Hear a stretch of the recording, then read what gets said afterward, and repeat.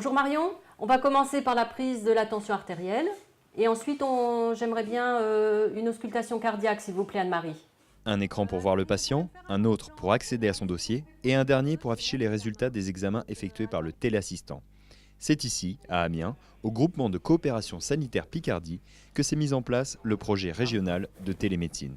Alors tout le travail du groupement de coopération sanitaire, c'est de faire que la technique ne se voit pas pour l'utilisateur, que ce soit le professionnel de santé ou le patient. Le patient n'est jamais seul face à l'outillage de la télémédecine, il est toujours accompagné par un professionnel de santé.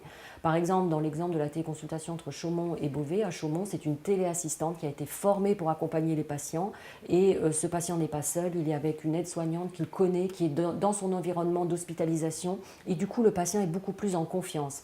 Téléconsultation comme ici, téléexpertise pour avoir l'avis d'un confrère, téléradiologie ou bien téléassistance pour qu'un spécialiste puisse guider à distance une opération, la plateforme régionale Comédie permet ainsi d'explorer de nombreuses spécialités. La téléconsultation peut avoir lieu aussi dans le cadre de la prise en charge des AVC, puisque pour une prise en charge en urgence d'un AVC, il faut également faire un examen du patient.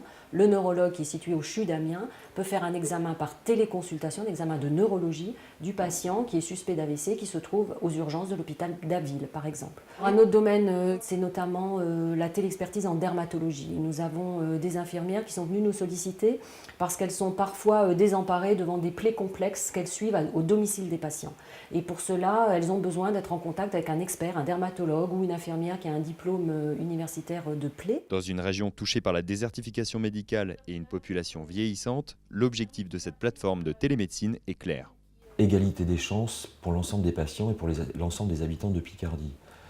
Ça veut dire quoi? Ça veut dire que la prise en charge d'un AVC, accident vasculaire cérébral, ou la prise en charge d'un infarctus du myocarde, doit être quasiment pris de la même façon que vous soyez en zone urbaine ou périurbaine ou que vous soyez en zone littorale ou rurale.